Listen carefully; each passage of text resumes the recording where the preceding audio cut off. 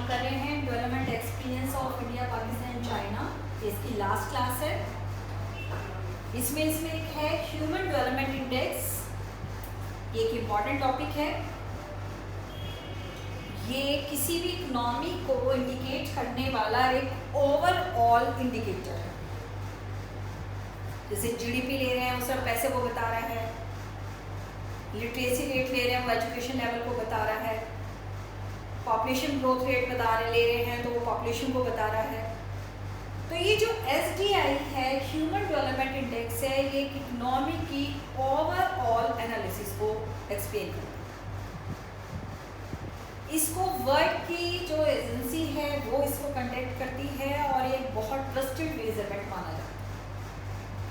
तो ये human development index क्या है, इसकी नीड क्या है और ये तीनों देशों में किस तरह से मेजर किया जा रहा है, वैल्यूज क्या है, वो इसमें देखते हैं।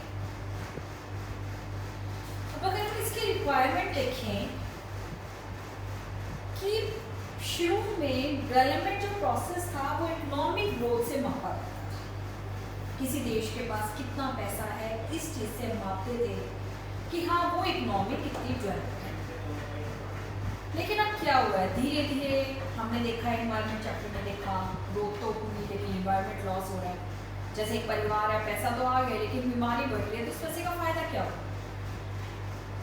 तो अब इकोनॉमिक ग्रोथ की जगह वर्ड ह्यूमन डेवलपमेंट यूज होने लगा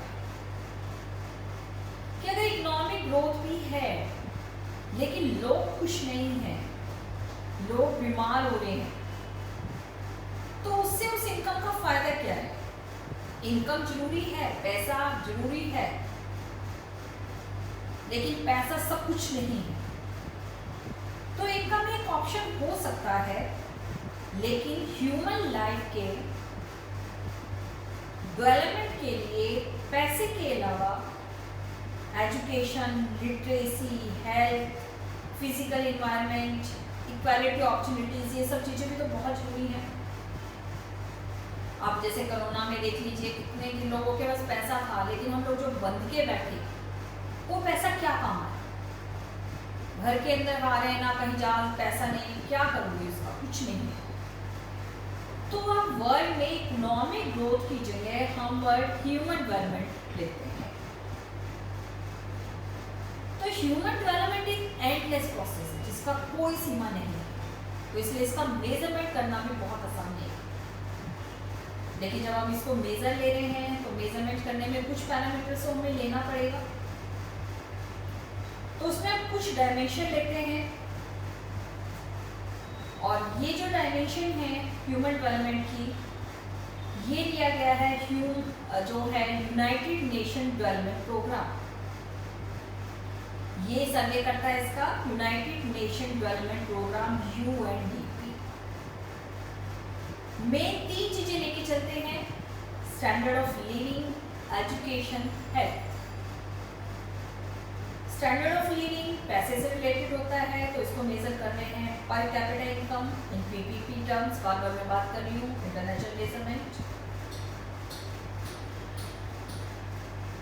उसके बाद अगर हम ह्यूमन हेल्थ की बात करते हैं, हेल्थ में हम ले रहे हैं लाइफ एक्सपेक्टेंसी, लोग कितने साल जीवित रह सकते हैं उस देश में। और उसके अलावा बहुत सारे इंडिकेटर्स हमने लिए हुए हैं, कितने लोग गरीबी रेखा से नीचे रहते हैं, IMF क्या है, MMR क्या है, ये सारे मेजरमेंट हमने लिए हैं। तो कुल मिला के ये हमने 10 मेजरमेंट लिए हुए हैं जिसके बेस पर ह्यूमन डेवलपमेंट इंडेक्स बनाया जाता है। ये ह्यूमन डेवलपमेंट इंडेक्स जो होता है वो यूनाइटेड नेशन जो है वो करता है, और इस प्रोग्राम का नाम है यूनाइटेड नेशंस डेवलपमेंट प्रोग्राम। इस प्रोग्राम के अंतर्गत ह्यूमन डेवलपमेंट इंडेक्स जो है वो लिया जाता है। 170 कंट्रीज हैं जो इसमें शामिल हैं, 170 देश। अब इसमें रैंक दी गई है, जो रैंक वैल्यूज मिलती हैं वो 0 से 1 के बीच में। 0 सबसे मिनिमम वैल्यू, मतलब वो देश ह्यूमन डेवलपमेंट इंडेक्स में सबसे नीचे है, और 1 मैक्सिमम वैल्यू। 1 किसी को भी नहीं मिली हुई है। 1 का मतलब टोटल परफेक्शन, और टोटल परफेक्शन तो किसी देश के पास नहीं हो सकता। तो हम इसको कंपेयर करना शुरू करते हैं। SDI इंडेक्स ये हमने 2017 का लिया है, ये इससे आगे का हमारे पास नहीं है क्योंकि इसको सर्वे करने में टाइम लगता है, तो अभी शायद 2020 में आ सकता था, लेकिन अब कुछ नहीं होगा। और अभी तो 2020 के बाद में भी कई सालों तक इसका कोई सर्वे नहीं होगा, क्योंकि आपको भी पता है कि इस समय हालात क्या चल रहे हैं। हर एक चीज़ इस टाइम लाइफ एक्सपेक्टेंसी तो बहुत कम हो गई है, तो आप इसको नहीं लेंगे। तो वैल्यू जो है हम 2017 के ले रहे हैं, जो लास्ट हमारे पास वैल्यू है। चाइना का रैंक इसमें सबसे हाई है 0.752, इंडिया सेकंड पे है 0.640, लेकिन प्लेस में काफी फर्क है। तीनों के डिजिट देखो 0.7, 0.6, 0.5। हमारा चाइना इस रैंक में ह्यूमन डेवलपमेंट इंडेक्स में फर्स्ट नंबर पे है, इंडिया सेकंड पे और थर्ड पाकिस्तान। और ह्यूमन डेवलपमेंट इंडेक्स में ओवरऑल जो फर्स्ट रैंक मिलता है वो है स्विट्जरलैंड। अब रैंक मैंने अभी बताया था 170 कंट्रीज हैं, तो रैंक देखिए, इसमें जो सबसे अच्छा देश होगा उसको 1, फिर उससे कम को 2, तो आप देखिए इंडिया कितना पीछे है 130। श्रीलंका छोटा सा देश है, एशियन कंट्रीज हमारे पास, उसकी रैंक भी हमसे बहुत इम्प्रूव है। इंडोनेशिया छोटा सा देश है, हमसे इतना छोटा देश है, वहाँ की रैंक भी बहुत बेटर है। हमारी रैंक इसमें बहुत शर्मनाक सिचुएशंस पे हैं, जो मतलब 40 देश जो हमसे वर्स्ट सिचुएशन में है, वो देश तो इतने छोटे छोटे देश हैं जिनका लोगों को नाम भी याद नहीं, लेकिन हमारी रैंक बहुत पीछे है। कुछ पैरामीटर है जो हमें बहुत पीछे खींच के लेके चले आते हैं। चाइना का रैंक भी बहुत अच्छा नहीं है, 80, पाकिस्तान तो और पीछे है 150। अभी ह्यूमन डेवलपमेंट इंडेक्स किसके एवरेज बेस पे बनाया जाता है, उन पैरामीटर्स को हम डिस्कस कर रहे हैं।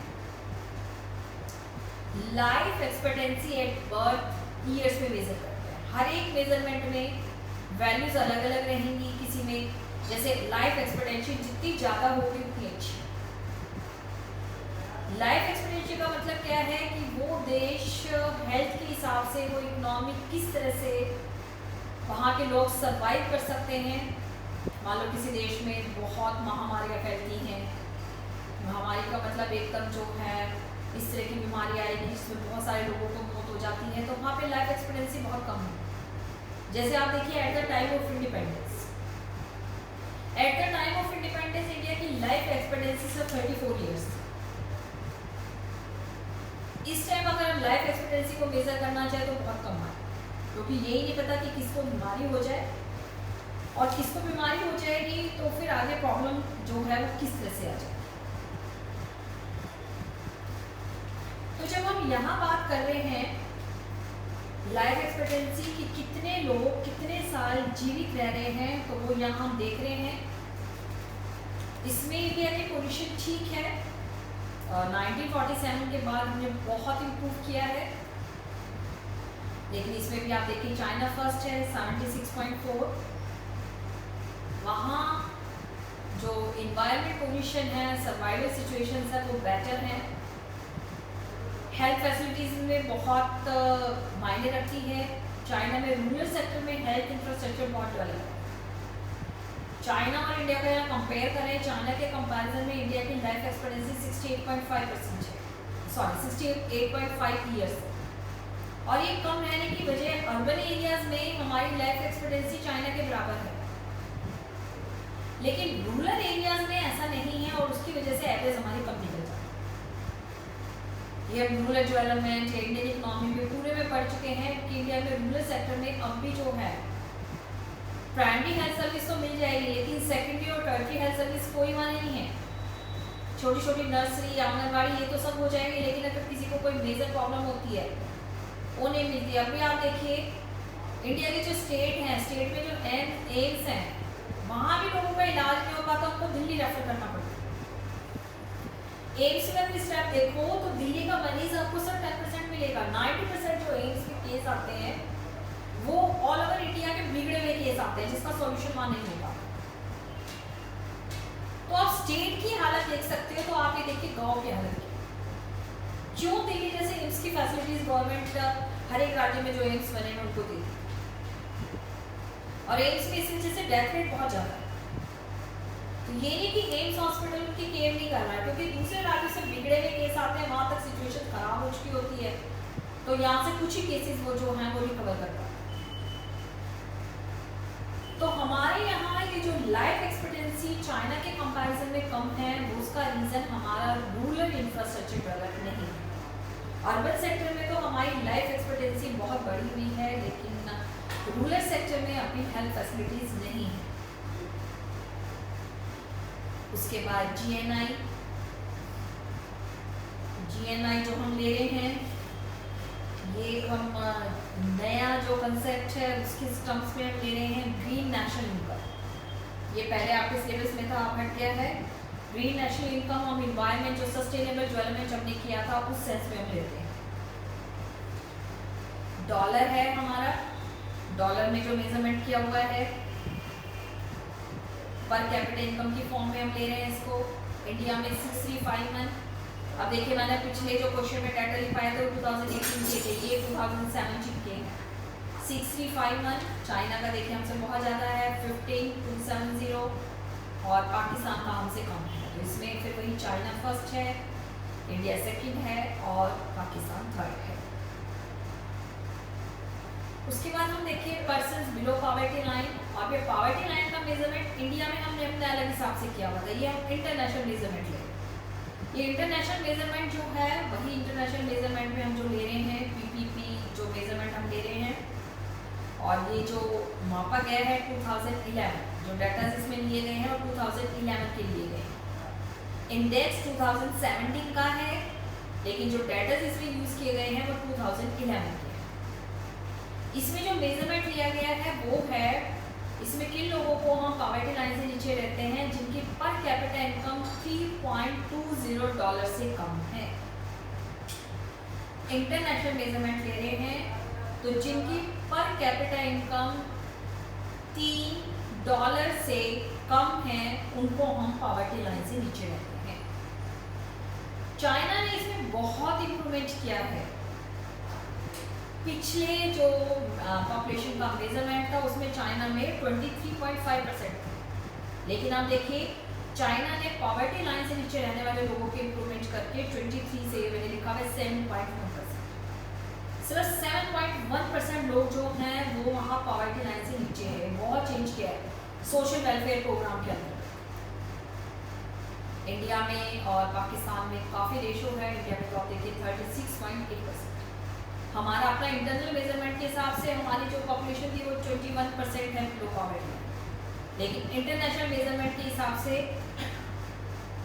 हमारे पास जो है वो 36.8% और पाकिस्तान में 35%। मतलब अगर आप देखें तो पाकिस्तान में भी हमसे बेटर सिचुएशन है। और ये वाला पैरामीटर बिलो पॉवर्टी लाइन, ये वाला पैरामीटर हमें बहुत पीछे लेके चला जाता है,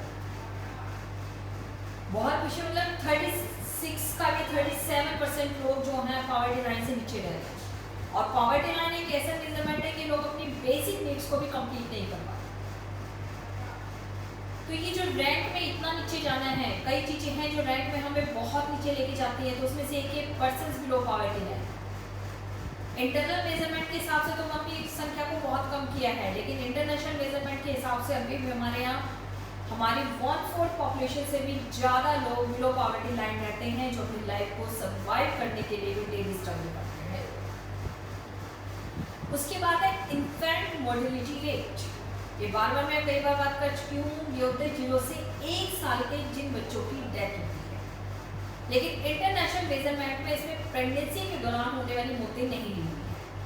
इसलिए देखो मैंने जो मेजरमेंट लिखा है पर 1000 लाइव बर्थ्स, मतलब 1000 जिन जीवित बच्चों का जन्म हुआ है, मतलब बच्चे का जन्म हो गया है, जन्म होने के बाद जब डेथ होती है तो उसको हम IMR में लेके चलते हैं। तो 1000 अगर बच्चों का जन्म होता है तो उसमें से कितने बच्चों की मौत हो जाती है। चाइना ने, क्योंकि मैं बार बार बात कर रही हूँ, चाइना ने रूरल डेवलपमेंट पे बहुत फोकस किया है। वहाँ रूरल सेक्टर में हेल्थ इंफ्रास्ट्रक्चर बहुत डेवलप है। और उसके लिए अभी देखिए हमने पॉलिसीज़ की थी, लिव फॉरवर्ड ईयर पॉलिसी, और उसके बाद हमने एक पॉलिसी और की थी। उसमें मैंने कहा था कि वहाँ प्रोफेशनल्स के लिए गांव में जाके काम करना सिखाया जाता है। चाइना उसी पॉलिसीज़ को अब भी लेके चलता है। वहाँ कोई प्रोफेशनल है, डॉक्टर्स हैं, डॉक्टर्स को अपनी पढ़ाई पूरी होने के बाद 1 साल तक गांव में सर्विस देना कंपल्सरी है, तब उनको डिग्री मिलती है। हमारी तरह नहीं है कि जैसे डिग्री मिली लोग या तो देश से बाहर चले जाते हैं, शहरों में अपना क्लिनिक खोले। वहाँ आपको पूरी डिग्री केवल तब मिलेगी जब आप वहाँ अपना पूरा प्रोसेस जो है 1 साल गांव में अपनी सर्विस दे दें। अब ये हमारे देश में 1000 बच्चों के जन्म के पीछे 35 बच्चों की मौत हो जाती है। देखो अगर आप इंडिपेंडेंस देखें, इंडिपेंडेंस के टाइम में 216 था, हर एक 4 में से एक बच्चे की मौत हो जाती है। अभी हालांकि रेशो बहुत ज़्यादा है, 35, 1000 में से 35 बच्चों की मौत हो जाती है जन्म लेने के बाद तक 1 साल। और चाइना ने रेशो 8.5 दिया। विकसित देशों में, डेवलप कंट्रीज में जैसे यूएसए वगैरह में ये रेशो 5 to 6। तो अगर चाइना के साथ कंपेयर करें तो अभी हमारे रेशो बहुत ज़्यादा है। और इसके पीछे रीजन मैं बार बार कह रही हूँ, अर्बन एरियाज में हमारे टोटली डेवलपमेंट हो चुका है, लेकिन रूरल एरियाज में जैसे बर्थ हुआ, बर्थ होने के बाद बच्चों को अगर कोई प्रॉब्लम है और एक बच्चा सांस नहीं ले पा रहा, अब शहरों में तो उस बच्चे को नर्सरी में रख देते हैं। आपने सुना होगा अपने रिलेटिव्स में भी काफ़ी बच्चे होते साथ जो हैं प्री मैच्योर डिलीवरी हो जाती है, तो वो नर्सरी में रख के बच्चों को 1-1 महीने नर्सरी में रख के उस बच्चे को लाइट दे दी जाती है। लेकिन गांव में अभी कोई हॉस्पिटल ही नहीं है, बड़े बड़े हॉस्पिटल नहीं है, तो नर्सरी कहाँ से होगी।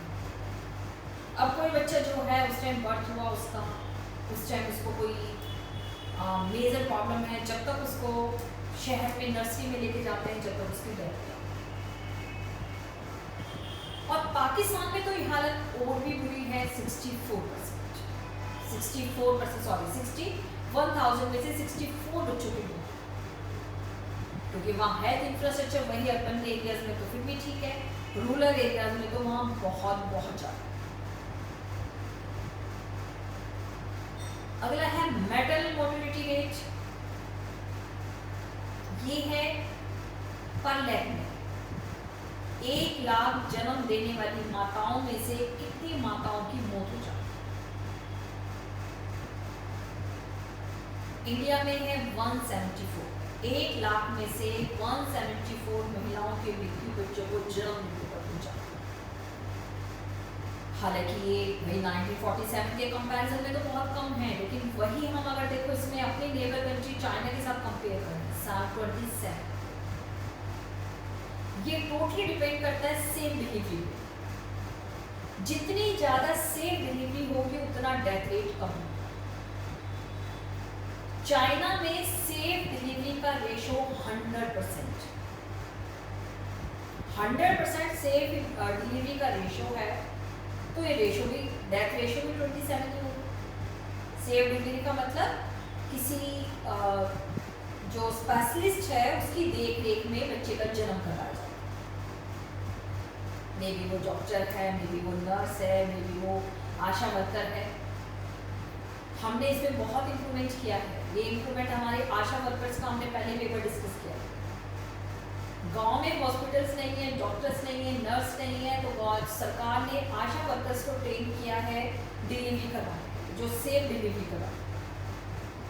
तो हमारा जो सेफ डिलीवरी का रेशो जो है वो अभी 75% पे पहुँचा।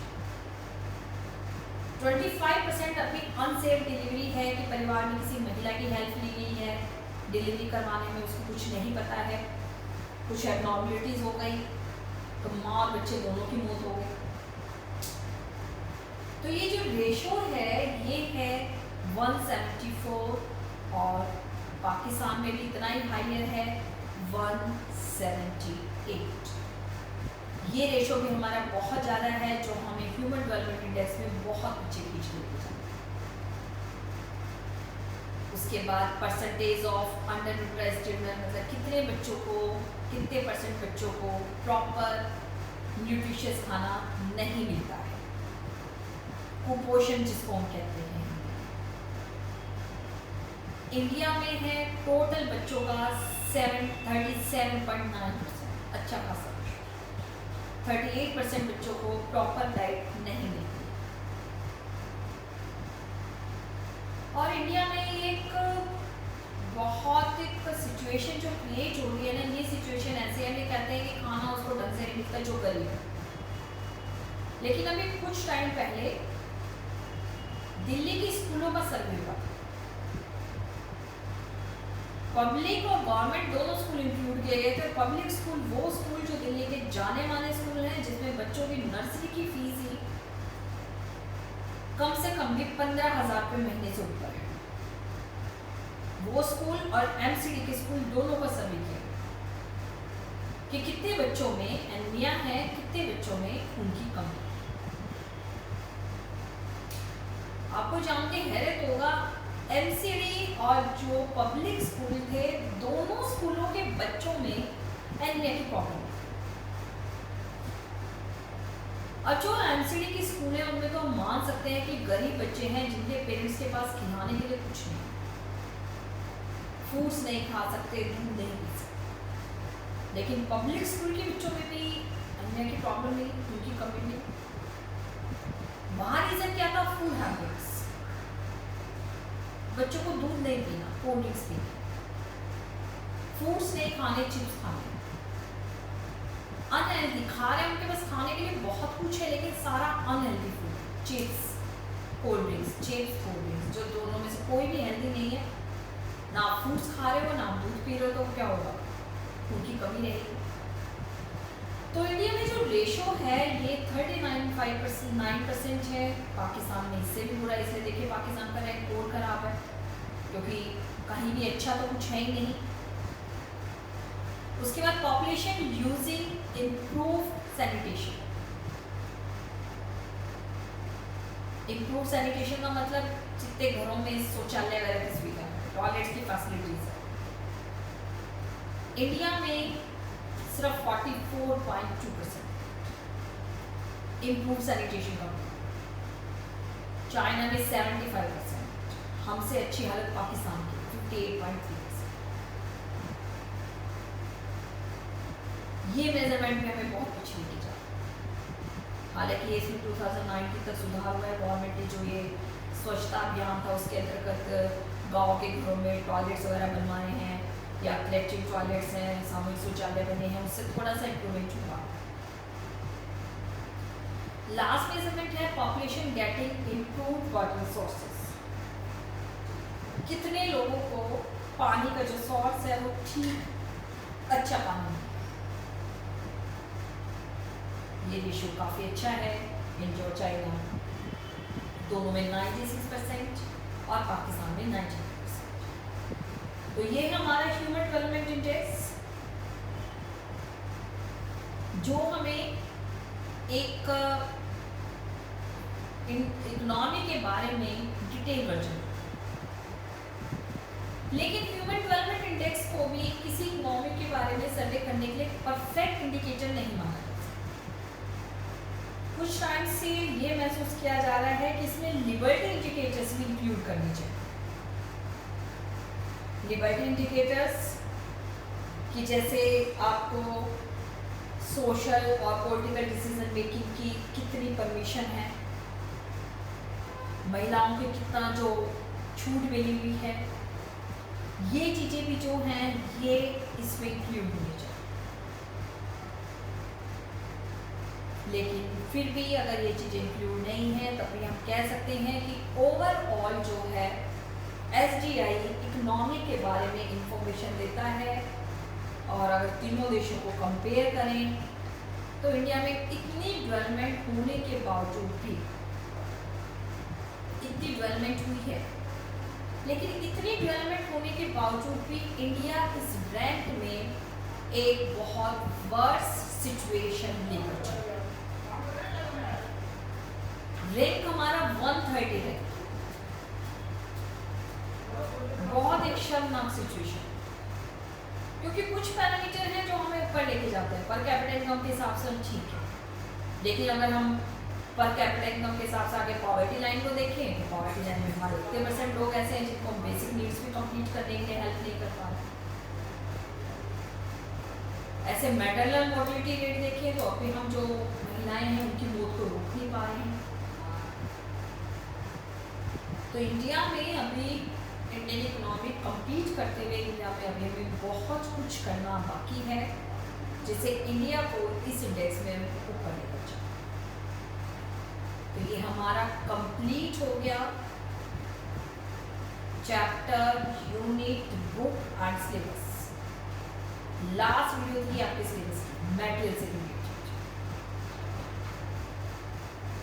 तो सारे चैप्टर्स को आपने अच्छे से याद करना।